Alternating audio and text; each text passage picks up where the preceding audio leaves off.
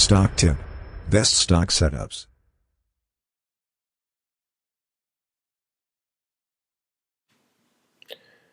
Welcome to a new episode of Stock Tip Daily Update with me, Marcel Tolia. As you can see, the markets pretty much lacked momentum. This would have been a key day, a key moment for a breakout, but the interest from the bulls wasn't there, and the momentum lacked. You can also see it from the volume here in the SPY and in the Nasdaq. The volume was below average, and even though we started with a small gap up, it was quickly sold. Take a look at this action here. So we started with a small gap up here, and it was drastically sold from 440.5 to pretty much to 434 or something like this. So we've sold all our strengths today. On the plus side, the markets closed with a bit of a strength, and overall we are still there where we were a day before, 2 days before, 3 days before, a week before. So we are still at the same place. We don't have either a definite bullish buying signal or negative bearish signal. So we are still waiting for something to happen, and I think something is bound to happen. So there aren't that many days left, perhaps 1 or 2 days left, and something must happen, either one way or the other. So we will have to wait patiently for it to happen and see what it is. But also on the other side, this is what I was talking about the whole time with don't do too many trades, don't do too many swings. So in a market like this that's volatile and lacks momentum and lacks a definite direction, anything you do is wrong. So yesterday, given the way we've closed yesterday, we would have expected a nice breakout, and given the way we've opened today, we would have also expected a nice breakout, but it just was meant to be. So the investors managed to sell everything and to sell their whole strength.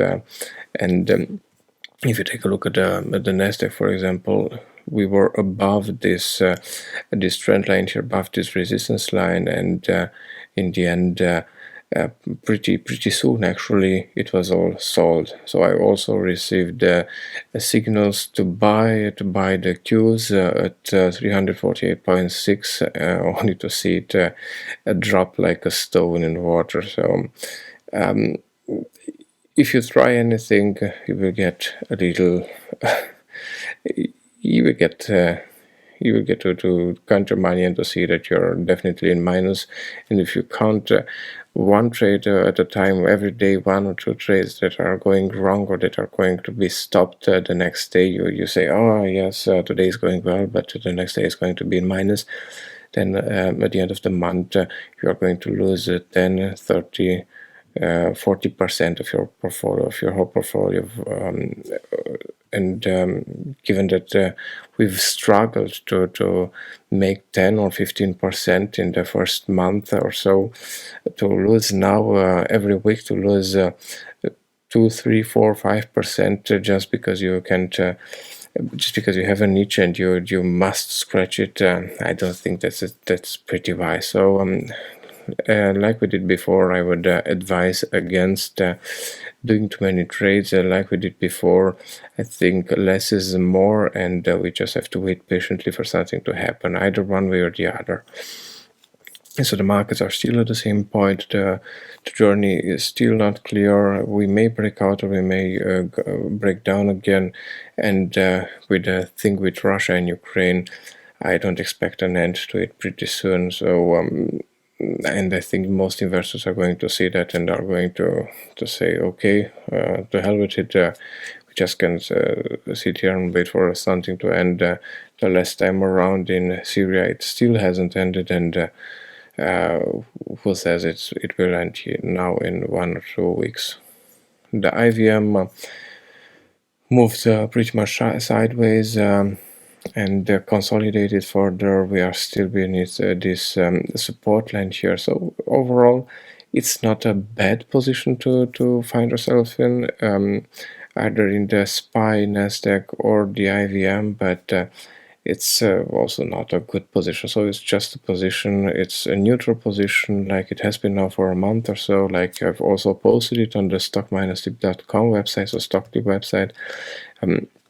It's a neutral position for a month or so now, and as long as we are in this neutral position, if you do want to do anything, then a couple of day trades, of course, but swing trading, I would advise against it. Then the DAX actually closed pretty much in minus, so minus 3%, huge negative day, huge negative impact on the German markets. And here in the German markets, you see the impact of the war with the major European countries' economies taking a hit, but I don't expect to see it in America. If anything, then America's markets are going to be strengthened by this, by investors who are fleeing the European markets and charging with their money in hand, running to the American markets and trying to find a safe haven for their money. I don't know. So I just have a feeling that the U.S. markets are going to rise pretty soon, and meanwhile the European markets are going to remain just how they are, or to keep falling for the time being. Euro to US dollar also confirms this trend. If you look at it now, you see we've pretty much passed the point of no return, so to say, and we are heading down. We are heading for the next support level. But if you've taken a hit here in this currency pair, then don't despair, because we are already so many days down. I think a bounce, so respectively a pullback here back to the 20 moving average is bound to come sooner or later, and I don't think you should run in despair and close your position anytime soon. I think you can pretty much wait for the bounce to come. Oil also with a very positive day. Also this Vanek oil, and let's see how the normal oil did. So not that much of a positive as I've expected, but still positive, still in an uptrend. Perhaps we will get a couple of 3-4 day consolidations days before we will reach the next level. It's probable. Just have to wait and see. But for better or worse, oil remains on an uptrend, and I think we are bound to see new highs here sooner than later. Gold, also a positive day. One of the few successful positions still going in the portfolio, in the small portfolio, because as you know, I don't want to be invested too much at the moment. And gold is outperforming the market after this breakout we had here, and the confirmation of the breakout. So the position in gold I will try to keep as long as I can, and I don't have any intention in taking profits anytime soon. So not too soon. I also haven't managed to hit 200% on my risk, so there's also no need to take any profits. Let's just wait and see, because we are trading gold on a weekly basis, and this would mean, for example, here from the beginning of this rally in where was it, in December of 2019, the rally went until July, or no, until August 2020. So that would mean 8 or almost 9 months. So we just have to be patient and wait for it to go. I think gold consolidated pretty well for the last 1.5 2 years now, and the rally will continue. We'll take some wings here. So pretty happy with this position. Silver, like I've said before, silver is more or less mimicking what gold is doing, and it's not doing that nicely, but it's still moving up, and I think we've also got here a confirmation of the breakout, or we're going to get one if silver continues to perform as well tomorrow as it did this whole week. And then one of the interesting sectors out there, one of the few remaining interesting sectors, is actually the solar sector. You will see it here in my portfolio under, or in my watch lists under the ETFs named TAN, TAN. This is Invesco Solar ETF. It's nice positioned here. Let's take a look at it. So here it is, and we had pretty much so the original was not this one, but this one. So we had here a failed breakout or non-confirmed breakout, and now we've got we've had a new breakout, a confirmed breakout, and finally we've got the pullback. Now, normally, I would say be careful because the 50 moving average is still descending, and this would make for a downwards trend. But if we manage to get a high below or a price above today's high, then I would say this would be the moment to buy in on these titles. And you can either do it by buying a position on the 10 on the overall sector, and you can see the sector consolidated very, very nicely here since January 2021. It consolidated very, very nicely. It has reached the 200 average and managed to break above it. So this was a very nice consolidation, and we are probably ready and probably ripe for the next move up. And if the next move up comes, then it could have a major effect. So the last time around, we managed to do how much? 400%, over 400%, respectively 425%. So if this rally is going to take place over the span of a year or so, we may just see us reaching how much 240, 250 or something like this, or even more. So it's definitely worth to take a look at it, and you can either do it by taking a look at 10 or at some leading titles in the industry like Plug or Ballard Power.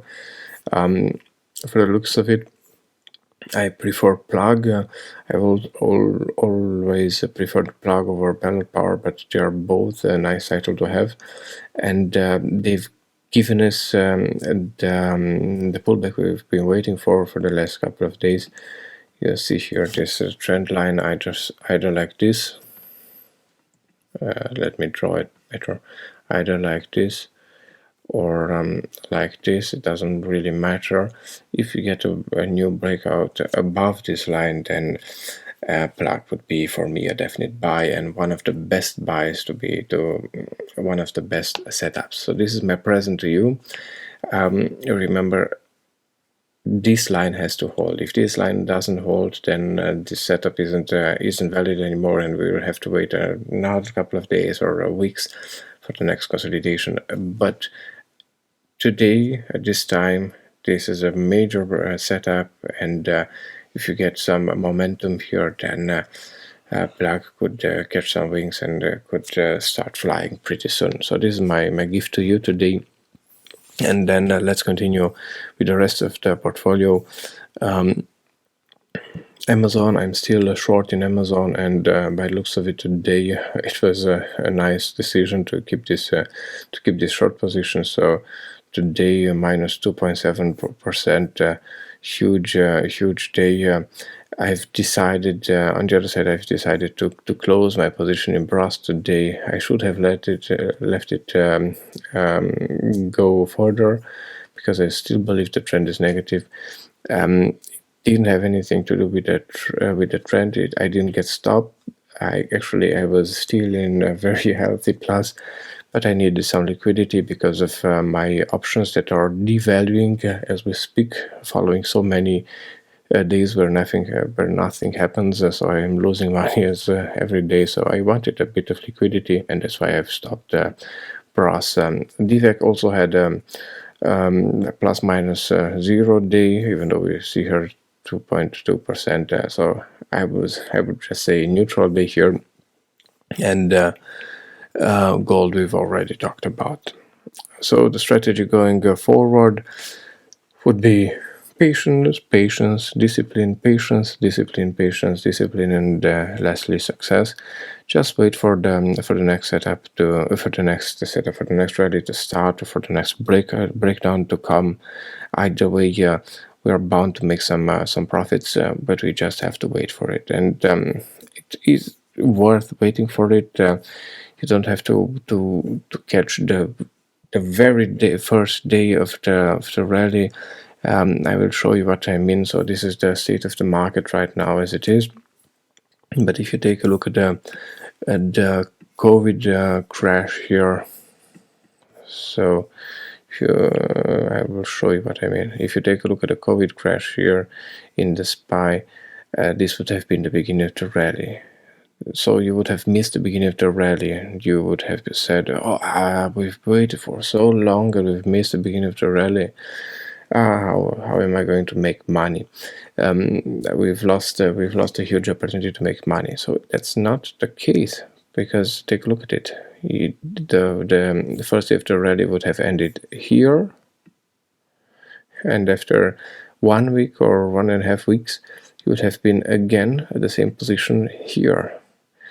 This time around with a better entry point for the next trade, respectively. Your stop would have been here, and your entry would have been here. So definitely better than a stop here and an entry here, I would say, or a stop here and an entry here. So this time around, it would have been definitely better, and you wouldn't have lost a single cent. Take a look at this. This was the day at the end of the first so the end of the first day of the rally, and you would have been exactly at the same point here 1 week later. So you don't have to rush into anything. You just have to wait for the markets to turn, and when they turn, they will give you plenty of opportunities to buy. And furthermore, if you say, but we've still lost a couple of percentages, I wanted to buy the absolute low, so that I would never do. So you would have lost perhaps 11% here, but it doesn't mean that the rally ended. No, on the contrary. So the rally continued and continued and continued and continued and continued and continued for a couple of years. So what if you miss out on a week? Nobody cares if you miss out on a week, because at the end of the day, you would still have plenty of opportunity to make another 94 or 95%. So that's why I'm again recommending, be patient, don't rush into anything. You don't have to buy the absolute low. There are plenty of opportunities to buy when the rally comes. You just have to be patient and disciplined and wait for the opportune moment. Okay, no part 3 today because it's nothing has ended, and nothing has ended, nothing has changed. The setups from yesterday are still, all of them are still valid today. Absolutely nothing has happened. This was a neutral day, and if it does, then I will let you know. Until then, I hope you enjoyed this video. If you did, I would really be glad to see a like or a subscription, a new subscription. If not, a constructive commentary would also not be that bad. If you do have any questions, leave them in the comment section below, and remember to take a look on our website, stock-tip.com. Okay guys, I'll see you tomorrow. Thanks for watching.